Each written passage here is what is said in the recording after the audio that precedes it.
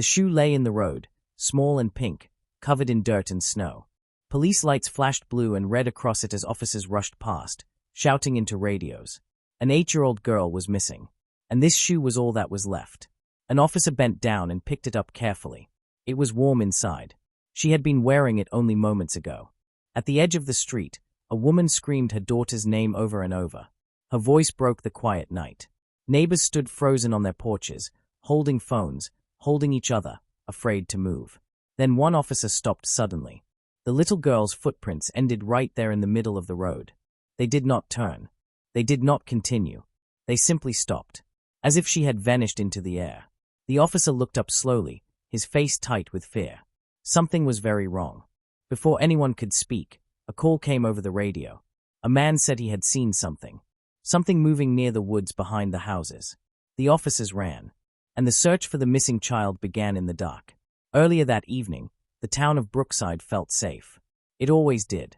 It was a small American town with quiet streets and low houses. Kids played outside until the sun went down. Parents waved from porches. Everyone knew everyone. The girl's name was Lily Parker. She was 8 years old. She loved drawing animals and riding her pink bike. That evening, she had asked her mother if she could play outside before dinner, just for a little while. Her mother said yes. Lily stepped outside with her jacket and her light-up shoes. She promised to stay close to the house. She never came back. When her mother called her name, there was no answer. 5 minutes passed. Then 10. Her mother walked down the street, calling louder each time. Then she saw it. One shoe in the road. And panic took over. Police arrived fast. They blocked the street. They searched yards and driveways.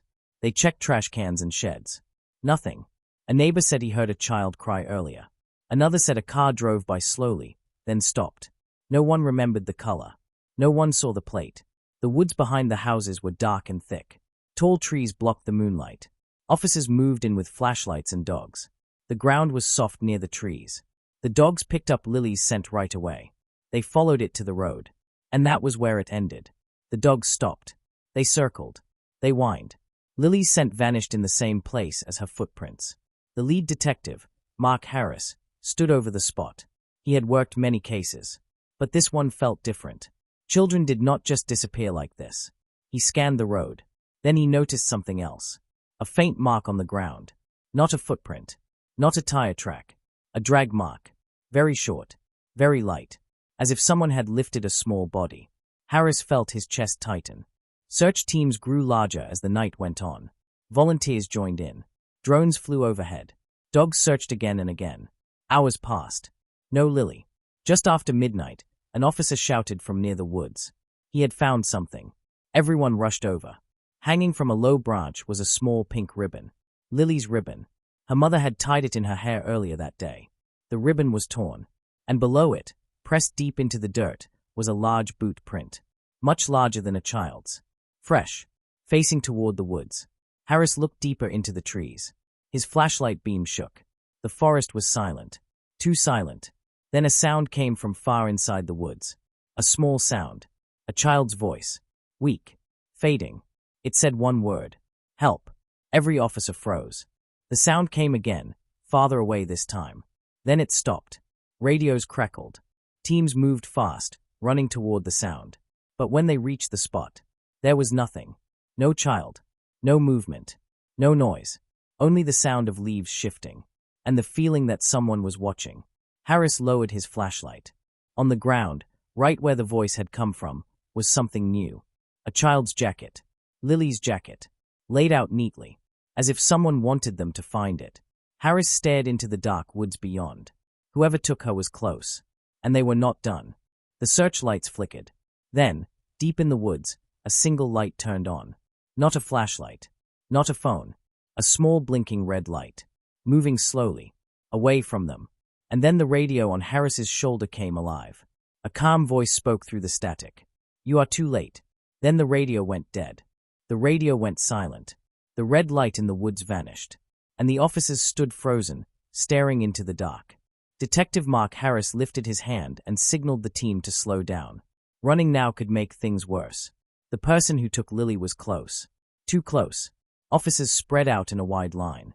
Flashlights moved together. Step by step. No one spoke. The woods opened into a small clearing. In the center sat an old hunting trailer. Rust covered the sides. The door was slightly open. Harris felt his heart pound. This was not random. This place had been chosen. He stepped closer. The ground around the trailer was packed down. Fresh boot prints. Large, heavy, and smaller marks beside them. Barely visible. Child-sized. Harris swallowed hard. An officer checked the window. Inside, a dim light flickered. Not bright, just enough to see shapes move. Harris raised his hand again. The team moved in. The door creaked as it opened wider. Inside, the air was cold and smelled of metal and oil. A small table sat in the corner.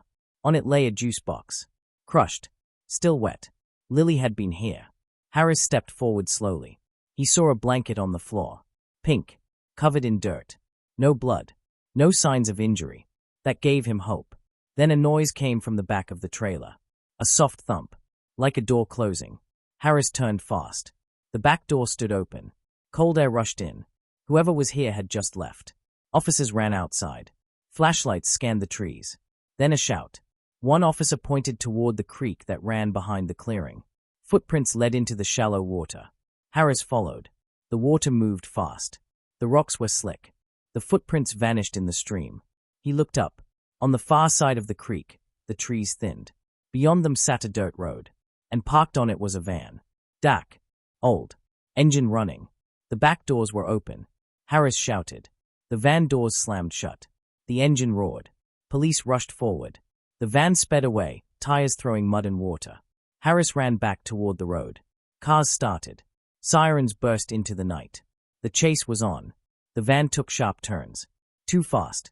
Too reckless. Then, without warning, it swerved. The van hit a ditch and rolled onto its side. Everything went still.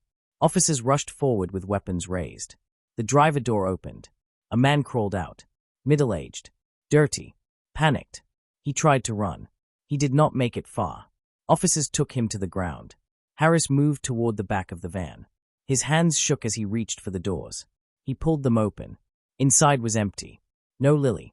Only a booster seat. And a child's drawing taped to the wall. A stick-figure family. A small girl holding hands with two adults. Her name was written at the top. Lily. Harris closed his eyes. Then someone shouted again. From the creek. Another officer had crossed farther downstream. He was pointing at something near the bank. Harris ran. There, under low branches, was a small shape wrapped in a blanket. Pink. Harris dropped to his knees. He pulled the blanket back slowly. Lily's face appeared. Dirty. Cold. But breathing. Her eyes opened. She looked at Harris. She tried to speak. He leaned closer. She whispered one word. House. Before she passed out. Medics rushed in. They lifted her carefully. Wrapped her in warm blankets. Harris stood and turned toward the man in custody. But the man was smiling. Not scared. Not angry. Smiling. Harris felt a chill. Because the man shook his head slowly. And mouthed two words. Not me. At the hospital, Lily woke up briefly. Doctors said she would live. Harris waited. When she was strong enough, she spoke again. She said someone took her to the trailer. But that man was not alone. She said another person watched from the woods. Never spoke. Never came close. Just watched. And when the van crashed, that person ran. Into the trees. Harris stepped outside the hospital and looked toward the dark forest beyond the parking lot. The case was not over. One man was caught. But someone else was still out there. And they knew where Lily lived. The hospital lights buzzed softly above the hallway. Detective Mark Harris stood still, watching nurses move in and out of Lily's room. She was alive. But the danger was not over. The man in custody sat in an interview room across town. He said very little. He kept saying the same words again and again. Not me. Harris did not believe him. But he did not ignore him either. Because Lily had said something worse. Someone else had been there. Outside the hospital, police cars blocked the road. Officers checked every car that passed. They watched the trees. They watched the shadows. Harris's phone buzzed. Another call. Another report. A woman 2 miles away had called 911. She said someone was standing behind her house, watching her children through the window. When officers arrived, the yard was empty. But they found fresh boot prints near the fence. Large. Deep. Fresh. The same kind found in the woods. Harris closed his eyes for a moment. The second person had not run far. They were still close. At the station, the man in custody finally spoke again. His voice was calm. Too calm. He said he took Lily because someone told him to. Someone who paid him. Someone who promised protection. He said he never learned the name. Only a place. Harris leaned forward. The man said the other person liked watching. Liked control. Liked to see people search. He said the other person had a house near the edge of town. A house near the woods. Harris stood up fast. Brookside had 3 houses that matched that description. Teams moved out at once. Lights off. Sirens silent. The first house was empty. The second was dark, but nothing inside. The third house sat alone at the end of a narrow road. Trees pressed close to the yard. The woods started right behind it. A porch light flicked on as officers approached. Someone was home. Harris raised his hand. The team spread out. They knocked. No answer. They knocked again. The door creaked open slowly. Inside, the house was clean. Too clean. No photos. No toys. No family signs. Just one thing on the wall. A map. It showed Brookside. Red marks circled the school. The park. Lily's street. Harris felt cold. In the back room, an officer found a small table. On it sat a red blinking light. The same kind seen in the woods. Suddenly, the lights went out. The house dropped into darkness. Outside, officers shouted. Someone was running. Harris sprinted toward the back door. Branches snapped in the woods. Flashlights cut through the trees. A shadow moved fast between trunks. Then stopped. Harris raised his weapon. The shadow stepped into the light. It was a woman. Late 30s. Calm face. Empty eyes. She raised her hands slowly. Behind her, deeper in the woods, another light blinked red. Then another. Then another. Harris realized the truth too late. They were never watching one child. They were watching the town. And Brookside was not safe. Not anymore. The woman did not fight. She did not cry. She stood still as officers moved in and took her into custody. Her eyes stayed calm. Too calm. Detective Mark Harris kept his weapon raised. He did not trust the quiet. Behind her, the red lights in the woods kept blinking. One by one. Slow. Steady. Officers moved deeper between the trees. They found small cameras tied to branches. Hidden. Carefully placed. Each one pointed toward houses. Toward streets. Toward places where children played. This was planned. This was watched. At the station, the woman finally spoke. Her voice was soft. Almost gentle. She said her name was Rebecca Collins. She said she liked knowing things before others did. She liked seeing panic grow. She said Lily was never meant to be hurt. She said Lily was meant to prove a point. Harris felt anger rise in his chest. Rebecca said the town was weak. That people did not pay attention. That doors were left unlocked. That children walked alone. She said she wanted to show how easy it was. Harris pushed back from the table. He could not listen anymore. But Rebecca leaned forward. She said this was not finished. She said someone else had already taken something else. That made Harris stop. He turned back. Rebecca smiled. She said while everyone searched for Lily, something important was left unguarded. At that moment, alarms rang through the station. Phones buzzed. Screens lit up. A school security alert. Brookside Elementary. A forced door. Motion inside the building. Harris ran. Police cars flooded the streets. Lights flashed. Sirens screamed. The school came into view. Windows dark. Doors open. Officers moved in fast. Inside, desks were overturned. Papers scattered across the floor. In the hallway, a backpack lay open. Inside was a phone. Still recording. The video showed a pair of hands placing cameras inside classrooms. Setting timers. Pointing lenses. Then the video ended. Harris heard a sound. A faint cry. From the gym. He ran.